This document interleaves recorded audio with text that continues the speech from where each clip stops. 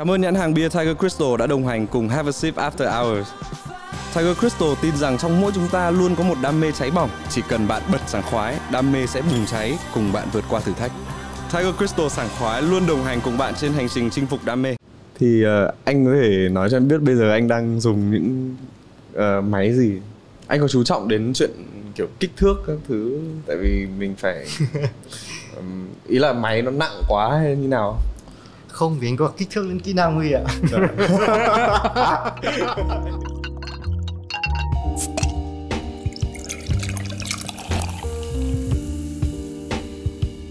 Cảm ơn nhãn hàng bia Tiger Crystal đã đồng hành cùng với chương trình. Chào mừng tất cả các bạn đã quay trở lại với podcast Have a Sip After Hours. Mình là host của podcast như thường lệ, Huy My. Và hôm nay mình có một khách mời rất là đặc biệt. Anh ấy là một nhiếp ảnh gia đã từng cộng tác với rất là nhiều tạp chí thời trang nổi tiếng và đảm nhiệm rất là nhiều vai trò khác nhau, và thậm chí còn là đại diện thương hiệu của Leica. Nhưng mà lúc nãy mình có nói chuyện qua với anh ấy thì anh nói là ôi em cứ giới thiệu anh đơn giản thôi. Và hôm nay rất là chào mừng anh đến với podcast Have a Sip After Hours. Nhiếp ảnh gia Tuấn Frank. Chào anh. Chào Huy, Tuấn được rồi. Anh đang cảm thấy như nào? Mình cảm thấy cũng hồi hộp vì cũng ít khi ngồi trước máy quay và máy ghi âm rồi các thứ. Nhưng mà có Huy ở đây thì mọi thứ nó cũng đỡ hơn một chút. Đầu tiên thì em có chút thắc mắc là khi mà em nghe tên của anh ấy thì là Tuấn Frank, nhưng anh chỉ nói là chỉ Tuấn thôi. Thì tại sao? Thật ra thì mình là Tuấn thôi, mình tên là Tuấn Anh, thì mọi người gọi là Tuấn cho đơn giản. Ngày xưa thời mình ở bên Pháp thì mình cũng lấy tên Tuấn, nó dễ phát âm cho mọi người. Tuấn, những thứ nó dễ hơn là Tuấn. Thì đại loại là thế. Thế xong rồi có một cái tạp chí ở Việt Nam họ muốn đăng hình của mình, nên mình cũng gửi hình về rồi. Credit chỉ ghi tên nhiếp ảnh là gì thì mình ghi là Tuấn. Thế xong mọi người cứ bảo nhưng mà phải là Tuấn gì chứ? Tuấn thôi chứ Tuấn gì? Không, ở đây không làm thế, phải là một cái Tuấn gì đấy. Thế mình có cái trang web, thì lúc đấy là mình cũng còn mới mà cũng muốn phổ biến cái tên mình một chút, thì mình đưa cái tên cái trang web của mình đấy ra là tuấn.fr. Nó giống như kiểu như là v.vn ấy. Thì mọi người ghi cái đấy lên xong thì, nhưng mà mọi người thay vì đọc cái đó như một cái tên trang web thì mọi người đặt nó như một cái tên người. Thế nó cứ thành Tuấn Frank rồi Tuấn Pháp rồi Tuấn này Tuấn kia. Nhưng mà chứ thực ra là cái tên đấy không phải là tên mà anh chọn từ đầu. Đúng rồi. Mà nó là như kiểu là tên mà mọi người quen với mình xong rồi đọc như thế. Chứ không phải là tên mà anh chọn từ đầu. Chứ còn mình chỉ mong muốn được gọi là Tuấn thôi. Thế từ buổi podcast hôm nay em sẽ gọi anh là anh Tuấn thôi. Tại vì cái câu chuyện này nó cũng buồn cười, là nó cũng hơi tương tự với cả cái trường hợp của em. Tức là cái tên Huy My, thực ra tên thật của em là Thành cơ. Đó, nhưng mà mọi người cứ nhớ lấy cái tên đấy. Và cái câu chuyện này thì chia sẻ rồi. Bình thường ấy, các khách mời đến thì em sẽ hỏi là uống gì, nhưng hôm nay em đã thấy anh yêu cầu luôn là một chai bia cho cân hình. Đúng rồi. Thì bây giờ anh em mình cheers phát trước khi mà mình bắt đầu vào phần câu hỏi nhanh. Ok, bây giờ mình bắt đầu nhé. Câu hỏi đầu tiên là Pháp hay là Việt Nam? Cả hai. Chụp chị Xuân hay là chụp Mây? Mây, vì chị Xuân không thích chụp hình. Dự án thương mại hay là dự án cá nhân? 70% là cá nhân. Máy kỹ thuật số hay là máy phim? Không quan trọng lắm, nhưng mà kỹ thuật số thì nó tiện hơn. Chụp studio hay là chụp outdoor? Cả hai. Cuối cùng thì là người mẫu biểu cảm hay là posing? Cả hai. Thật ra thì sao có thể chọn một người mẫu chỉ biểu cảm không và không có một cái tư thế nào hết ấy. Và ngược lại chỉ có posing không và không biểu cảm thì cho nên là cả hai. Em được chuẩn bị trước cho cái câu cuối cùng ấy. Chuẩn bị chưa tốt lắm nhỉ.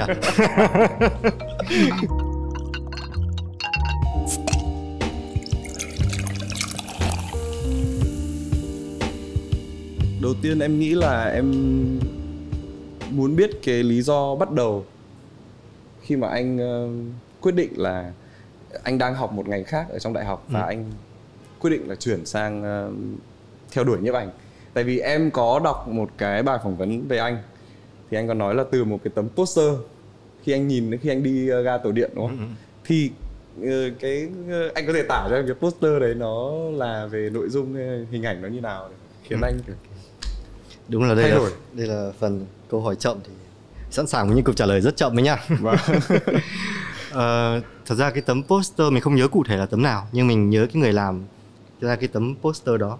Đấy là một cái nhiếp ảnh gia người Pháp tên là Jean-Paul Goude. Chào chú Goude, mặc dù chú cũng không nhìn cái này bao giờ đâu. Đợt đó thì ông nhiếp ảnh này thì ông ấy đang thực hiện một cái campaign dài hơi cho cái Galerie Lafayette. Nó là một cái trung tâm thương mại xa xỉ đại lớn nhất của Pháp. Là ông ấy làm nhiều năm cơ. Và những cái tấm poster đó nó rất là thống nhất với nhau và nó rất là sáng tạo. Nhìn là bị bất ngờ, bị không hiểu luôn tại sao người ta làm như thế này. Người thì đảo ngược, người đảo lộn, người thì dài lên 2 mét rồi tất cả mọi thứ. Nên là nhìn nó rất là ấn tượng. Thì từ đấy mình bảo là sau cái thứ này nó lại, ý là có một thứ này nó tồn tại. Tất nhiên là trước đấy thì cũng nhom nhén là cũng thích chụp hình các thứ rồi. Nên là một cái click trong đầu bảo thì thôi thì thử tìm cái này mà xem. Thế là quyết tâm đi thay đổi ngành học của mình. Đúng rồi, bởi vì cái ngày trước thì nó thảm họa quá. Thì những cái lúc mà anh bắt đầu thay đổi, có cái sự thay đổi đầu tiên đấy thì anh gặp những cái khó khăn gì? Gặp rất nhiều khó khăn. Khó khăn đầu tiên đấy là mình không biết cái gì hết. Mình hoàn toàn không biết gì hết. Thế mà khi mà mình đi học thì họ sẽ bắt đầu học từ những kiến thức cơ bản nhất, bằng máy phim, máy cơ, rồi nói chung tất cả những cái thứ máy móc rất là phức tạp. Mình thì cả đời chưa giờ biết đến cái máy phim là cái gì. Có một cái buổi đầu tiên mình đến, mà khi mà giống như đến tất cả cái giảng đường lớn thì mọi người tập trung thầy hướng dẫn qua là chúng ta sẽ học các thứ chương trình như thế nào ấy. Thì vô tình mình lại ngồi cạnh một cái cậu trông rất là ngầu. Cậu ấy xách theo một cái vali này và mở ra, nhưng mà bên trong như là một cái vali của James Bond với tất cả những cái thứ đồ chơi rồi máy phim, máy móc tất choáng ngợp luôn. Mình ngồi cạnh mình nhìn nó, chết rồi, tôi lại lựa chọn sai một lần nữa rồi. Thế xong rồi thì chăm chỉ vào thì chắc là cũng đỡ. Nhưng đấy là cái khó khăn lớn nhất, là khi mình đây là một thứ hoàn toàn quá mới với mình và mình trước giờ chưa được tiếp xúc. Giống như các bạn nước ngoài thì ít nhiều các bạn cũng được làm quen với môi trường ảnh chuyên nghiệp đi. Ví dụ họ có những cái studio, họ có những cái tạp chí, họ có rất nhiều thứ. Mà cái thế hệ của mình từ Việt Nam đi ra thì tạp chí thời trang chắc là có thể tồn tại một vài tờ, nhưng mà nó không có cái khái niệm hay nó không có phổ quát để mà mình biết được nó là như thế nào ấy. Thì đấy, trong khi các bạn đấy, có bạn thì nhà thì có studio, nhà thì có lab, hoặc là hay là ngay từ học phổ thông thì các bạn đã được đi xem những cái triển lãm, biết tên những cái nhiếp ảnh, nó có một cái hướng nghiệp rất là cụ thể, thì nó tạo được cái sự nó không bị hụt hẫng, tức là mình được nhìn thấy nhiều hơn và mình được có nhiều cái thông tin hay tài liệu để mình dễ nắm bắt hơn, đúng không? Chính xác. Trong khi đấy mình thì đến từ đất nước xa xôi và nói chung là làm một du học sinh thì nó có nhiều cái kiểu khổ khác nhau. Mà hơn nữa là còn du học sinh này còn khổ hơn du học sinh khác cơ.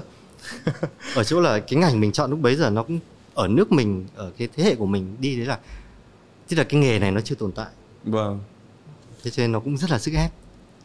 Đấy là tự bản thân mình sức ép cho mình thôi, bởi vì nếu mà mình không làm được hay là thì không biết làm gì ấy. Em có hiểu cái điều này một chút, tại vì là khi mà mình đi du học hay mình chọn một cái nghề mà liên quan đến nghệ thuật ấy, tại vì ngày xưa em cũng học về trường mỹ thuật ấy, thì tất cả các sinh viên trong trường em đều nói chuyện với nhau là thực ra bọn mình học cái ngành này là bọn mình tự đeo vào cổ một khoản nợ và không biết là sau này làm cái gì. khi mà đi học, tại vì là những cái trường về nghệ thuật thì thường là chi phí nó cũng em đều thấy là chi phí nó khá là cao hơn so với bình thường. Và đúng là kiểu khi mình chọn thì mình cũng không biết được chắc chắn là mình sau này mình sẽ bắt đầu như thế nào đâu. Lúc đấy anh cũng cảm thấy như thế. Đúng rồi. Và vì cảm như thế cho nên mình nghĩ là nó giống như là ném lao thì phải theo lao ấy, cố mà theo hết cho nó trọn vẹn.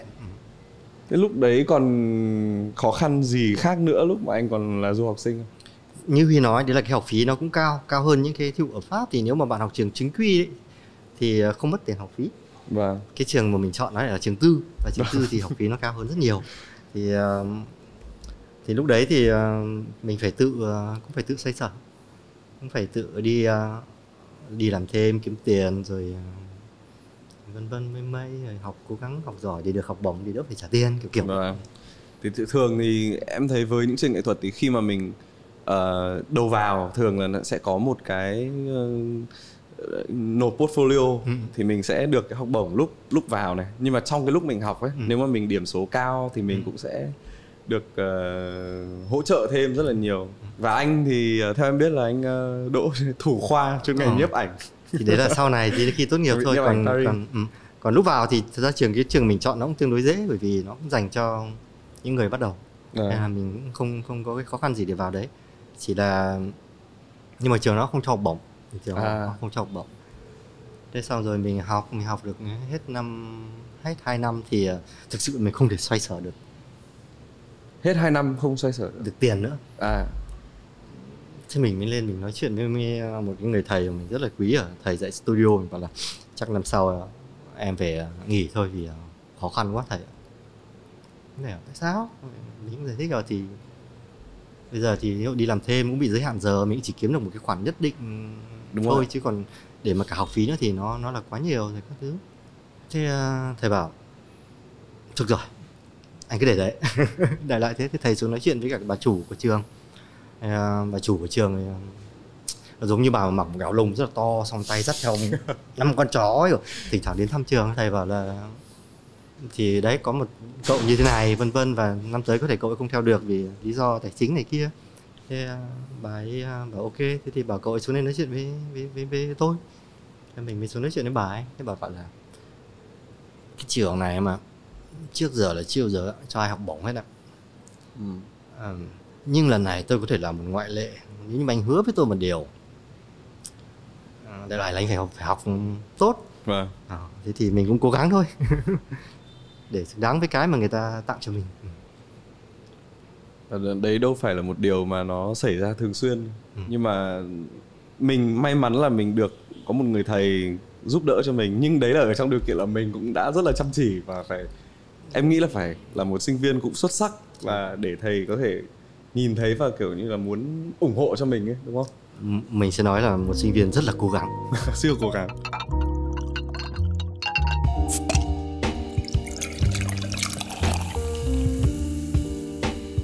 Thế còn lúc mà sau cái quãng thời gian du học đấy, chuyển từ Pháp về Việt Nam, thì những cái khó khăn của anh lúc đấy thì là như nào? Thì đầu tiên là mình vẫn học xong thì mình vẫn như mọi người thì mình vẫn tìm cách bám trụ, có nghĩa là thử đi làm nghề ở bên đó, đi làm trợ lý cho các cái studio rồi các thứ. Nhưng mà lúc đấy cái khát khao được chụp hình rất là lớn, bởi vì nhưng mà thường ví dụ như ở châu Âu thì các cái bước nó rất là cố định rồi, có nghĩa là bạn ra trường thì bạn sẽ phải đi làm trợ lý cho một ai đấy trong vòng 3 đến 5 năm. Rồi sau 3-5 năm đấy bạn xây dựng được một cái quan hệ, một cái kiến thức qua cái shoot chụp mà bạn làm trợ lý, thì bạn bắt đầu có những cái shoot chụp đầu tiên. Và mình là người giống như lúc đấy là mình đã học 3-4 năm mà, nói chung là cắm đầu cắm cổ, nên là cái khát khao được chụp của mình nó rất là lớn, mình không thể chờ được. Thế rồi có một anh bạn ở đó cũng sống ở bên chơi thân với mình. Anh ấy về Việt Nam trước, lại về Sài Gòn về trước khoảng một thời gian, và anh thấy rằng đây là một cái môi trường giống như nó đang mở toang và nó rất là sôi động, rất là thú vị. Anh bảo mày về đi, kiểu gì cũng vân vân. Mình bảo thôi em đang vân vân ở đây. Anh bảo mày về tao mua vé cho mày về. Ok. Thế là anh ấy mua vé cho mình về với giống như là về chơi. Thế rồi về chơi thì tự nhiên các cơ hội nó đến. Mình về chơi, còn mình muốn về chơi khoảng 1 tháng gì đó, rồi mình xách cái vali nhỏ, vali xách tay, một ít quần áo về thôi. Thế xong rồi tự nhiên có những cái lời mời, mọi người biết là mọi người mời làm này làm kia, thế rồi ở luôn. Đấy thì khó khăn lúc anh bắt đầu khi mà anh về Việt Nam, và đấy là cái chưa đến đoạn khó khăn. Chưa đến đoạn khó khăn. Về rong chơi thôi, xong đi gặp gỡ mọi người thì chủ yếu những người mà tạo cho mình những cái cơ hội để bắt đầu mời vào làm công việc này công việc kia. Thế khi mà bắt đầu thực sự làm việc ấy, thì nó mới khó khăn, nó mới xảy ra. Nó là cái môi trường làm việc ở đây nó rất là khác so với những gì mình đã từng biết trước đấy. Nó khác như nào? Hơi thiếu thốn ấy. Kiểu về trang thiết bị này, rồi về các cái quy trình, mọi thứ nó cũng hơi, nó bắt đầu mà. Đó ở đây mình bắt đầu cái. Và lúc anh quay về đây thì là năm 2010. Rồi hơn nữa là mình cũng chưa có nhiều mối quan hệ. Thế cho nên đi gặp gỡ tất cả những mọi người mới hay tập hợp một cái ekip thì nó vẫn phải trải qua một số những công đoạn là giới thiệu rồi các thứ. Thì nó rất là, cái đó là cái khó khăn nhất thôi. Giống như bây giờ chẳng hạn mà muốn làm việc với cả Huy thì chắc là sẽ nhờ người này gọi điện Huy và có anh này vân vân này nọ, thì nó dễ hơn là một ông tự nhiên gọi điện ấy, xin chào Huy, mình là Tuấn. Thì Tuấn nào cũng khó hơn. Với cả về một phần có thể em không biết là cái này nó có liên quan đến kiểu những cá tính hay tính cách không. Mình không phải là khó gần hay gì cả, nhưng mà mình rất là không biết cách mà kiểu như là nội tâm đấy, bắt đầu và không biết cách kiểu như liên lạc một người, hay là bắt đầu làm quen hay như nào đấy? Mình cũng thế, có nghĩa là mình là người dễ mà rất khó để mà đi tiếp cận trực tiếp với người nào trước. Mặc dù mình là người rất là hòa đồng khi mà tự cho là mình rất là hòa đồng khi mà tiếp xúc người khác, nhưng mà mình không bao giờ làm được cái bước đầu tiên. Mình bị ngại ấy, tức là mình nhiều khi mình không biết là mình làm thế nó có bị kiểu sấn sổ quá hay là như nào không. Em thì em sẽ suy nghĩ như thế nhiều hơn là và với cả mình cũng phải gặp nhiều người thì mình mới tìm được là đâu là những người mà có thể kiểu đồng hành cùng trong công việc hay là gì đó. Nhưng mà anh có chia sẻ là cái lúc mà về Việt Nam đợt đấy khó khăn đến mức mà anh vào công viên xong rồi khóc. Đến mức thật ra thì nó không phải khó khăn rồi khóc, mà ý là nó giống như nó áp lực quá ấy, thì mình căng thẳng quá thôi. Rồi thì ngồi tự nhiên cô đơn tí thì cảm xúc nó trào dâng. Thì mình làm nghệ thuật thì nó phải nhiều khi là cũng nhạy cảm, kiểu nhạy cảm hơn tí. Đúng rồi. Đôi khi hơi quá. Câu hỏi trước thì anh có nhắc đến người thầy mà đã rất là ủng hộ và giúp đỡ cho anh khi mà anh còn là sinh viên. Thì bây giờ khi mà anh về Việt Nam và em biết là anh có mở lớp gọi là team Tuấn để dạy cho những cái bạn đam mê nhiếp ảnh. Trong lúc anh dạy anh có cảm thấy là mình có một cái sự ảnh hưởng tốt hay là một cái phong cách nào đó trong giảng dạy của người thầy cũ của anh mà bây giờ nó ảnh hưởng tích cực đến cái phong cách giảng dạy của mình, hay là một cái hướng của mình dành cho những bạn mà anh đang hướng dẫn? Mình nghĩ chắc chắn rồi. Chắc chắn rồi, bởi vì ngày xưa mình có hai người thầy mình vô cùng yêu quý, kính trọng. Mình có một người thầy rất là thông thái. Thầy ấy năm nay chắc cũng phải hơn 70 tuổi rồi. Có nghĩa thầy dạy một cái môn nó khá là khô khan, nó là lý thuyết quang học, nếu có thể dịch là như thế. Đại loại tại sao ánh sáng chạm vào đây nó sẽ nảy ra đây, nó sẽ giảm bao nhiêu, tăng bao nhiêu, rồi cấu tạo một cái máy như thế nào, làm sao để chế tạo cái máy bằng tay không, bằng giấy các tông rồi các thứ, rất là vân vân. Thế nhưng mà ý là thầy không chỉ dừng lại ở cái đó. Thầy là nhà báo, nhà văn, thế giới quan thầy rất là phong phú, nói được 5 loại ngoại ngữ khác nhau. Và nó giống như một cái bảo tàng sống ấy, biết tất cả mọi thứ. Ví dụ nói với mình về Paris và nước Pháp này, hay hướng dẫn mình rất là nhiều, rồi đưa mình đi thăm đến những cái triển lãm mà dành cho những người chuyên nghiệp giống như nhà báo, thường được đến những cái buổi mà trước khi khai mạc. Thì dẫn mình đi những cái đó, thì mình thấy rằng là rõ ràng là cái việc nhiếp ảnh thì nó không chỉ đơn thuần nó chỉ là chụp ảnh, mà nó là tổng hòa của rất nhiều những cái thế giới quan khác nhau, về văn hóa, về giáo dục, về tất cả mọi thứ, chứ nó không chỉ dừng lại ở việc cầm máy và bấm. Thì đấy là cái mà mình muốn và mình cảm nhận được và mình muốn truyền ra kiểu vậy. Hay là có một người thầy thứ hai là thầy studio á. Thầy này rất là trẻ, năng động, mà đam mê ánh sáng, sẽ biết tất cả mọi thứ về, và giống như là trả lời tất cả các câu hỏi của bạn, cho dù câu hỏi nó nghe nó rất là trừu tượng hay lủng củng. Cái này làm như thế nào, cái là cái này ha, lấy kia ra xếp vào như này, bạch sao. Mình cũng rất là thích cái phong cách đấy. Đấy là những điểm tích cực mà mình nhận được từ các thầy. Thế anh tự cảm thấy mình khác như nào khi mình đi làm nghề hay là khi mình học so với khi mình làm một vị trí như kiểu một người thầy? Thứ nhất là mình chưa giờ mình thấy mình như một người thầy hết. Ngay cả các cái workshop mà mình tổ chức ấy, thì mình vẫn quan niệm nó như là một cái nơi để mọi người đến chia sẻ và trao đổi nhiều hơn. Ai có nhiều kinh nghiệm hơn, ai có các nhìn khác nhau hơn thì chia sẻ và trao đổi hơn là một người thầy. Cho nên là đóng ngoặc ý thứ nhất. Ý thứ hai thì mình sẽ thích cái việc mà mình tổ chức các cái buổi workshop đấy hơn. Bởi là đi làm, tất nhiên rồi, đi làm thì sẽ bị cứng nhắc hơn chẳng hạn, rồi sẽ có khách hàng, có đối tượng này đối tượng kia, trong khi cái kia nó chỉ giống như thế này thôi này. Mình uống bia và thực sự là uống bia luôn nhá. Và nói chuyện. Tổ chức cái workshop mà được gặp những người mà có cùng một cái mối quan tâm, là cùng muốn nói về nhiếp ảnh và để chụp ảnh như thế nào, thì nó sẽ vui hơn là gặp. Ví dụ đi làm thì sẽ có những cái áp lực nhất định từ công việc, cái này phải thế này, cái này phải thế kia, có một ông dí đằng sau, ví dụ như là anh phải để cái này ở chỗ này cơ mà, chứ không được để ở bên kia. Thì đấy là cái khác. Nhưng nói chung là nhìn chung thì cả hai cái đều có những cái thú vị riêng.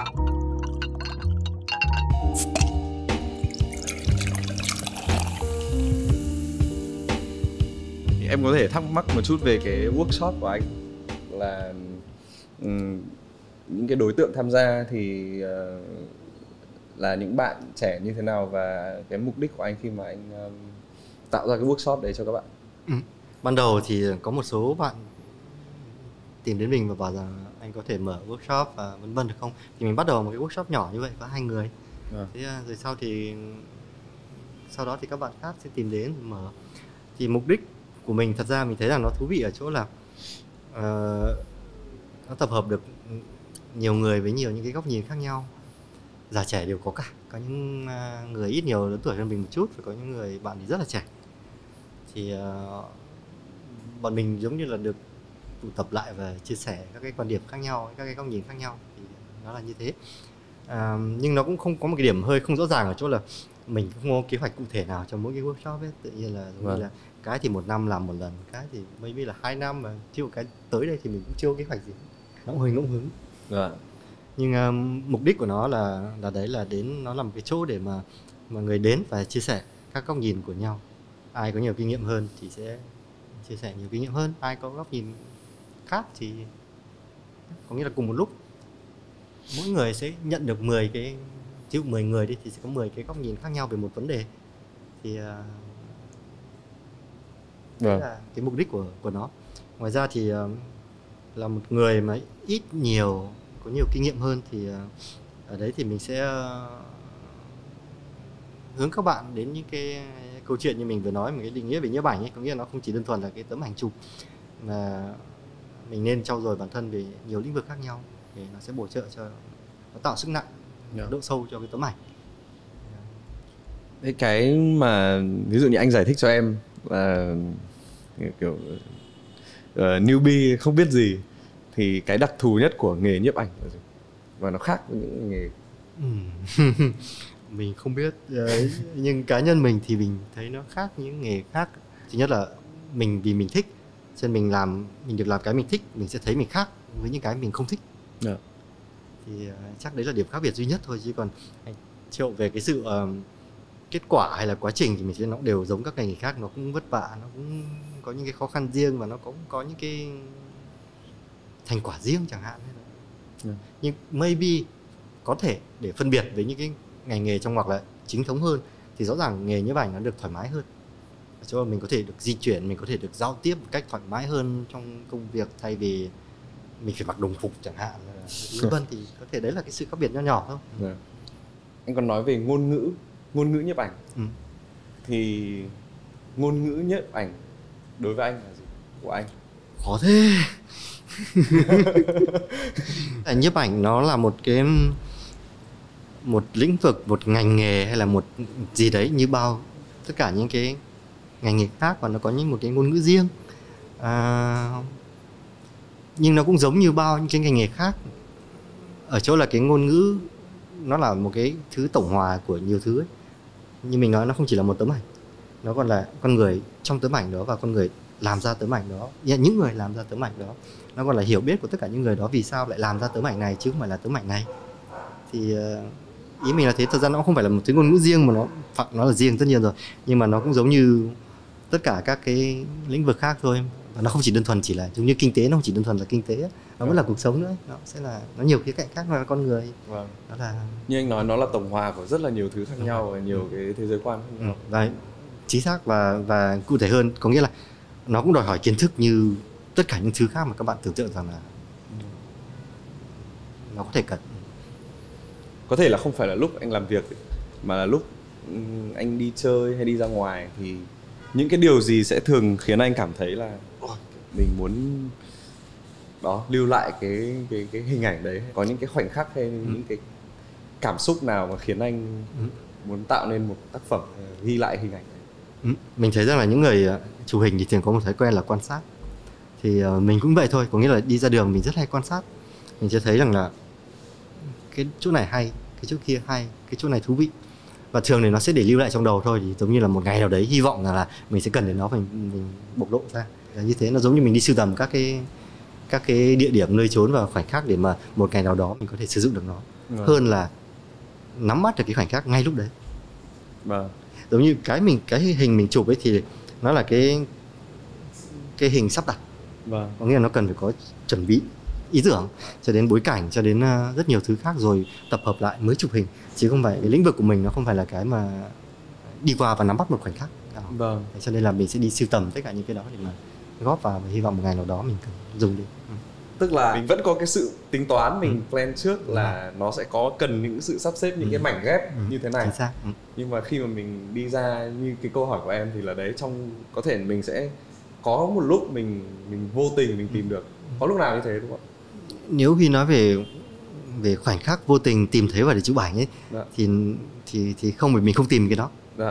Cái lĩnh vực hình ảnh mình theo đuổi nó là cái lĩnh vực sắp xếp.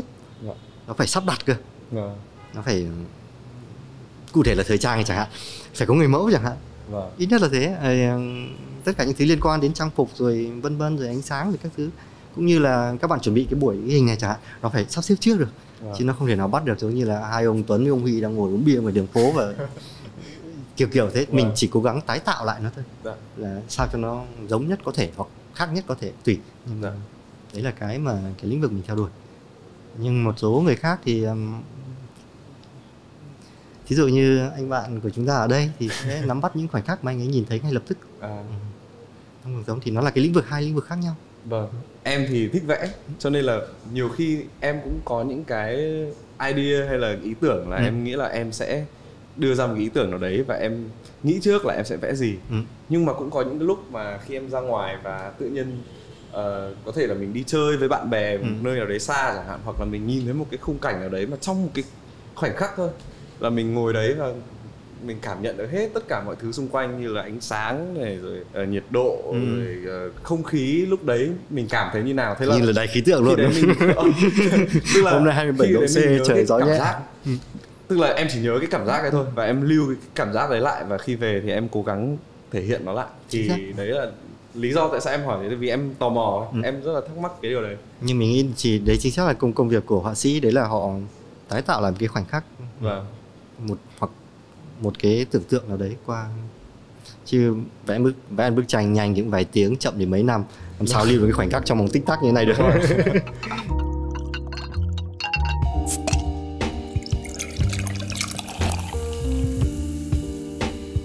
Lúc cái câu hỏi nhanh đầu tiên em hỏi anh thì anh còn nói là 70% dự án cá nhân và so với dự án thương mại.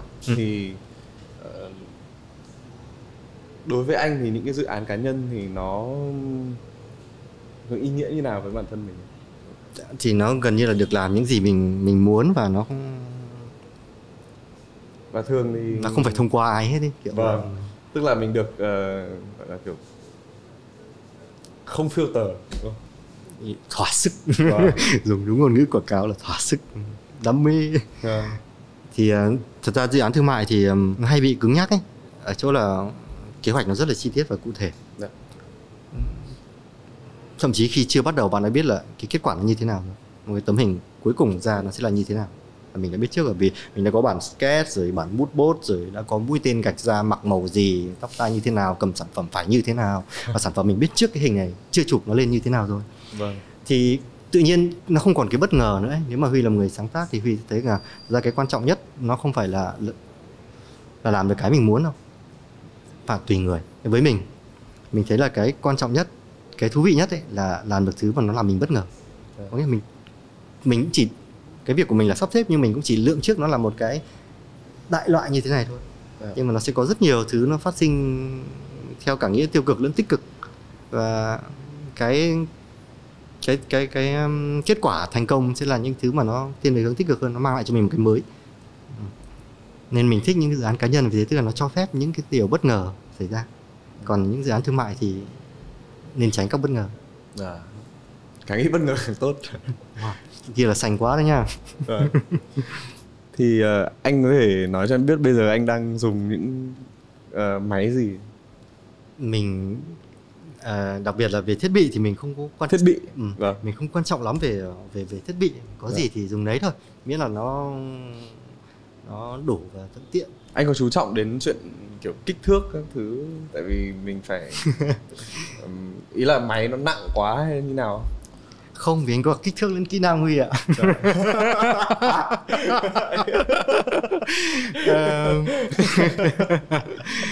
Mình nghĩ rằng là cái máy tốt nhất là cái máy mà khiến mình cầm thấy thoải mái nhất. Vâng. Nhưng mà hiện nay thì mình đang cầm một chiếc máy tên là Leica SL. Nhưng mà ý là thật ra nếu mà bạn cảm thấy thoải mái thôi là được. Bởi vì bây giờ các cái công nghệ nó cũng phát triển ấy, thì nó có rất nhiều máy móc và nhiều sự lựa chọn, và mình rất dễ bị lạc trong cái thế giới đấy. Và thay vì mất thời gian và băn khoăn vì cái nào thì cứ thấy là cái nào mà mình dễ tiếp xúc nhất, dễ tiếp cận nhất, mình dùng được thoải mái nhất thì mình dùng. Miễn là nó mang lại mình sự thoải mái và cơ động, đúng không? Cơ động. Trong ngành nhiếp ảnh thì anh thần tượng của anh, khi những cái người mà anh gọi là truyền cảm hứng cho anh hay là anh hâm mộ lúc đầu thì là ai? Câu hỏi hay khi có một cái phần là lúc đầu. Bởi vì là bây giờ thì mình đã bị mình hơi bão hòa rồi. Trong thế giới nó có quá nhiều hình ảnh thì mình cũng hơi bão hòa, rất khó để mà xúc động được với một cái hình ảnh nữa. Nhưng mà cái thời kỳ bắt đầu như mình kể ấy, thì cái người mà khiến mình bất ngờ và khiến mình wow lên tại sao lại làm những thứ như thế này ấy, thì ông ấy thì là Jean-Paul Goutte. Lúc nãy anh có nhắc đến. Thì đấy là người mà mình sẽ không, giống như không ngại ngùng nhắc tên bất cứ giai đoạn nào. Vì giống như thật ra nhiếp ảnh nó cũng giống như nhiều thứ khác ở chỗ là sở thích của mình nó có thể thay đổi theo từng giai đoạn. Nhưng mà có những người là với mình, cái ông Jean-Paul Goutte đấy là mình thích đến mức mà nó sẽ không bao giờ thay đổi. Kể cả bây giờ ông ấy cũng ít chụp ảnh, ông không chụp ảnh nữa, nhưng mà giống như mình đã có một cái hơn một tấm hình ấy, mình cảm nhận về con người ông ấy nhiều hơn, nên nó sẽ cái đấy là cái timeless, cái trường tồn. Đấy là cái việc là cái hồn của cái tính sáng tạo hay cái hồn của người nhiếp ảnh, người ta thổi vào một cái tấm ảnh đến mức là đôi khi bạn không cần phải xem ảnh. Tức là mình cảm nhận nhiều hơn là mình nhìn cái hình có sẵn ở đó. Nghe nó hơi ảo đúng không? Cảm nhận bên trong mình nhìn thì em nghĩ cũng một phần giống như là xem tranh. Chính xác, nó đều là visual thôi. Ý là tất cả những người nhiếp ảnh hay là họa sĩ mà để tạo ra tác phẩm thì nó là một quá trình, nó cả là một quá trình, một con người, một cái tôi. Nó không chỉ đơn thuần là một bức tranh hay là một tấm ảnh. Ví dụ bức tranh hay tấm ảnh nó là một cái mặt phẳng 2D, dẹt. Ok, có tranh 3D nhưng mà nhìn chung nó vẫn dẹt. Và nó chỉ như thế này thôi. Ok, tranh to thì size to hơn một tí, hay to bằng căn phòng này thì nó chỉ dừng lại ở đấy thôi. Nhưng đằng sau cái đó là cái gì? Đấy là thứ khiến cho cái người làm ra cái đó giống như là một người vĩ đại hay không? Bình thường thì anh chụp về thời trang cũng rất là nhiều, và anh cũng làm việc với rất là nhiều bạn người mẫu khác nhau. Thì cái này là thắc mắc cá nhân của em thôi, là kiểu anh trả lời cá nhân luôn. Có một cái gu hay một cái type nào mà bạn model mà anh rất là thích chụp, hay là anh cảm thấy là rất là dễ làm việc cùng? Mình sẽ thích những bạn mà giống như người ta luôn cảm thấy mới trên shoot ấy, và không ngại làm những cái thứ mà đôi khi nó hơi ngớ ngẩn. Vì mình sẽ tìm kiếm tùy từng giai đoạn mà mình sẽ tìm kiếm cái tấm hình như thế nào. Ví dụ như ở giai đoạn này chẳng hạn thì mình sẽ thích những bạn mà tức là bạn ấy sẽ cảm thấy mới trên cái set đó, và bạn ấy sẽ cho mình được những cái thứ mới và không ngại. Thế nhưng nhắc lại là không ngại làm những thứ mà đôi khi nó trông nó không giống thời trang cho lắm ấy, trong mắt các bạn. Thì mình nghĩ đấy là cái mà mình thích.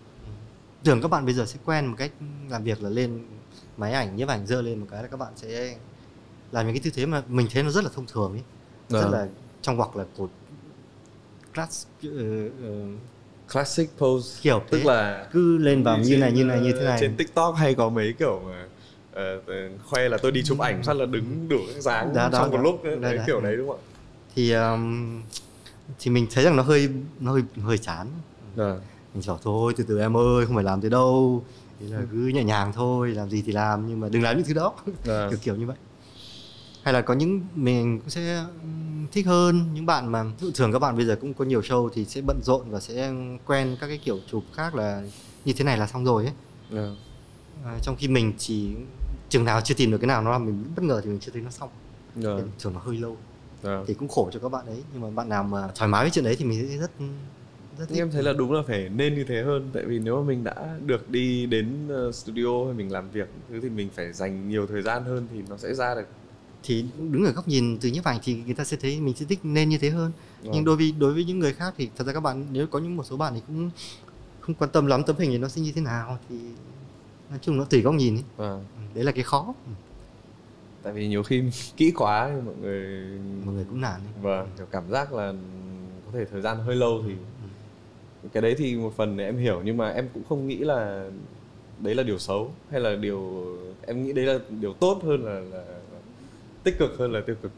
Thì mỗi góc nhìn, mỗi cảm nhận. Nhưng mà thường thì các bạn đều thế, các bạn đều rất là thoải mái, chứ không thỉnh thoảng lắm mình mới gặp một số nhân vật quá bận rộn hay sau đó mà không, ý là chỉ hợp tác ở mức độ nào đấy thôi. Còn lại thì phần lớn mình thấy các bạn đều hợp tác.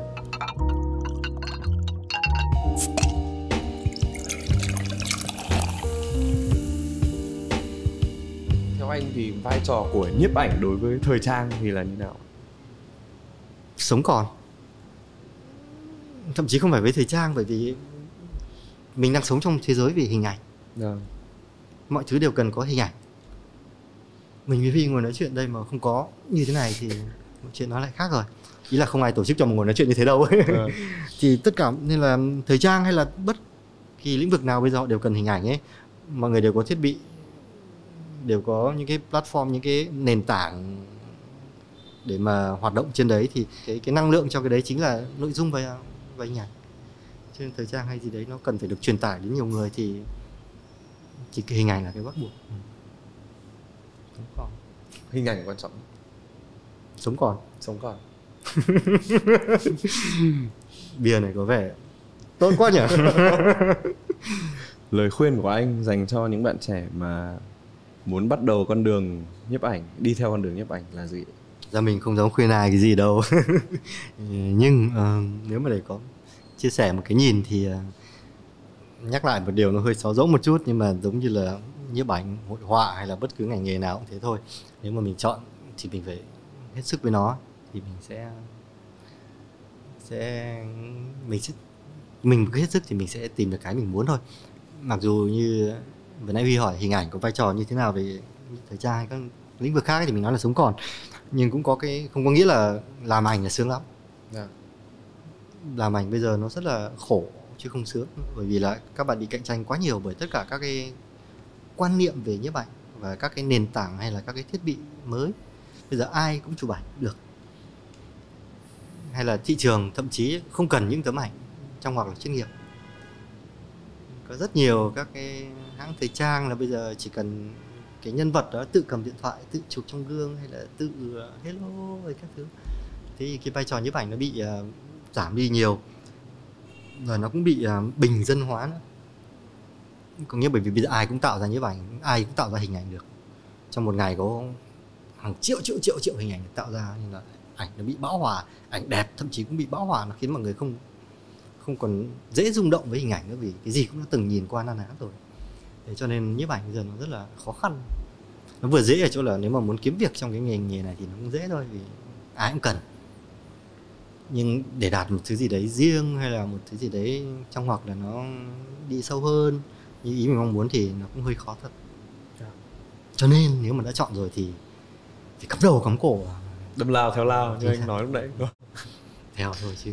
Trước đấy thì mình có chia sẻ về những cái khó khăn này, rồi những cái thử thách khi mà bắt đầu. Thì trong những cái lúc như thế, những cái lúc mà anh gặp khó khăn thử thách thế, thì điều gì là điều mà khiến anh giữ được cái tinh thần sảng khoái hay là cái sự hưng phấn hay là sự tập trung cho công việc?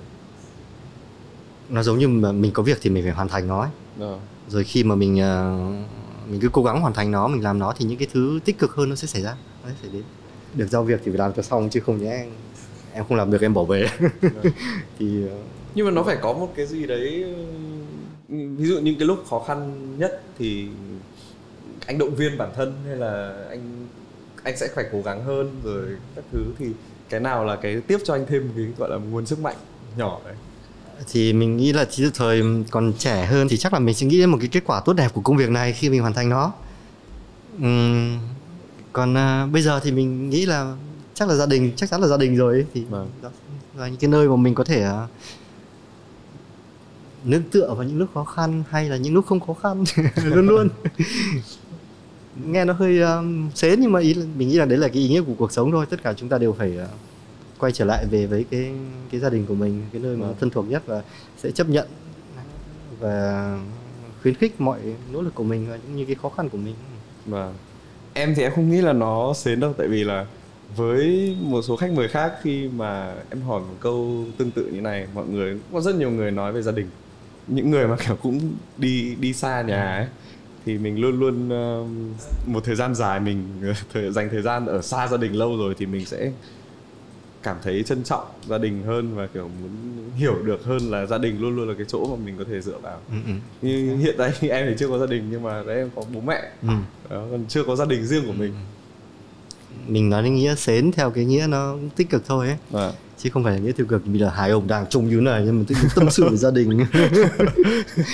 Nhưng mà thì đúng rồi, nó là chỗ dựa mà luôn luôn của tất cả mọi người, cho nên hiển nhiên ai cũng sẽ phải nhắc đến điều đấy thôi.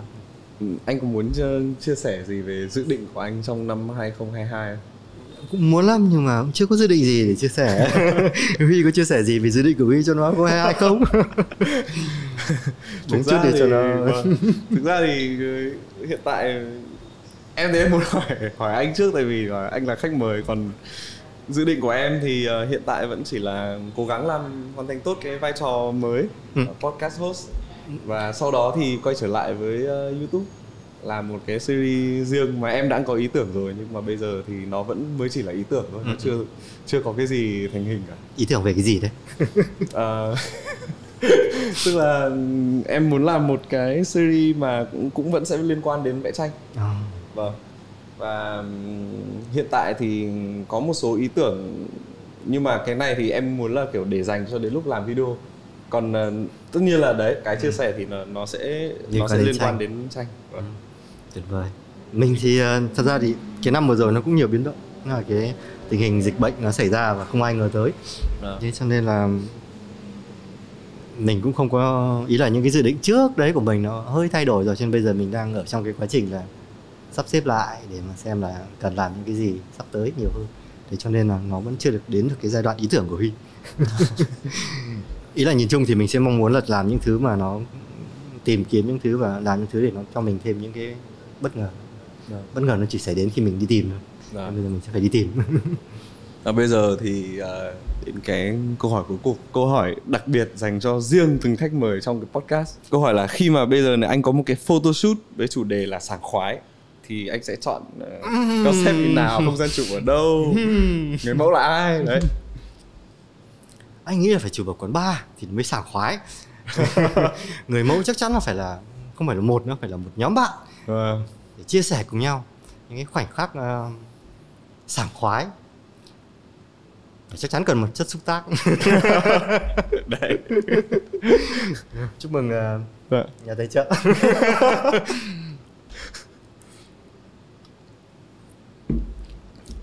Vâng, và rất là cảm ơn anh hôm nay đã đến đây có một buổi trò chuyện với em, và rất là cảm ơn anh Tuấn vì những chia sẻ của anh về nghề và những cái khó khăn của anh lúc bắt đầu. Và ta có thể thấy được là rất là tốt và rất là hạnh phúc khi mà có được những cái người thầy ủng hộ giúp đỡ chúng ta lúc bắt đầu, với điều kiện là mình phải có một cái sự cố gắng và nỗ lực hết sức. Một bài học quan trọng nữa và lời khuyên của anh là làm nghề gì cũng thế, không chỉ nhiếp ảnh, là nếu mà đã muốn theo đuổi nó thì phải theo đuổi một cách mãnh liệt, đâm lao phải theo lao. Hôm nay thực ra là em học rất nhiều. Thật à? Vâng, em cảm thấy thế. Tại vì là đối với em thì mình là một người không biết quá nhiều về lĩnh vực. Em không biết nhiều về lĩnh vực của anh. Nhưng mà em cũng là một người, đấy, như em chia sẻ là thích nhìn hình ảnh và thích cũng dễ bị rung động bởi hình ảnh. Ê mà mình không nói chuyện về hội họa ngay từ đầu cho nó thoải mái. Em không được nói tại vì cái buổi này nó không dành cho em. Vâng, và cảm ơn anh một lần nữa. Hôm nay đã đến nói chuyện với em, còn bây giờ thì chắc là mình chào khán giả của podcast HVC. Cảm ơn Huy và cảm ơn Vietcetera.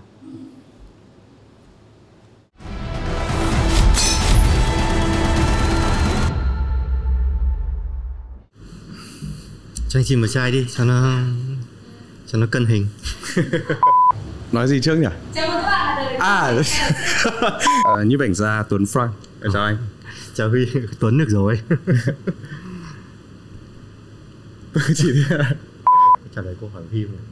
Vâng, anh vẫn đang trả lời câu hỏi với tức là từ những khó khăn ban đầu lúc anh bắt đầu. Đấy là từ đầu lúc mà mọi người bảo cứ hỏi là anh Tuấn Frank. Và em cứ nghe là người tin. Nghe thì quê. Thì với những từ em đây đang hỏi là em có đọc một cái đọc nhiều quá nhỉ. Không, thực ra khi em hỏi như thế là vì em cũng không phải là một người hiểu biết về nhiếp ảnh. Không ai là người như thế luôn. Và... chứ vẽ bức tranh nhanh những vài tiếng, chậm đến mấy năm, làm sao lưu được cái khoảnh khắc trong vòng tích tắc như thế này được. Em vẽ cũng lâu, tại vì không phải là, thực ra là em là một người vẽ nhanh, nhưng mà cái độ mình chỉnh để khi nào mình ưng ý thì chắc là nó sẽ lâu, với cả mình cũng không thể nào liên tục được. Mình chỉ một lúc thôi là nó lại phải sơ ướt, mình phải chờ khô rồi mình mới tiếp tục. Câu hỏi đặc biệt dành cho riêng từng khách mời trong cái podcast. Thế còn tất cả những câu hỏi vừa rồi là dành cho tất cả mọi người? Không, câu hỏi vừa rồi cũng là cho anh, nhưng mà cũng là dành riêng, nhưng mà nó đặc biệt và đúng rồi, khác so với khách mời. Những câu kia cũng thế. Thì câu hỏi không phải câu hỏi mà là thì... Cảm ơn Huy và cảm ơn Vietcetera. Ok.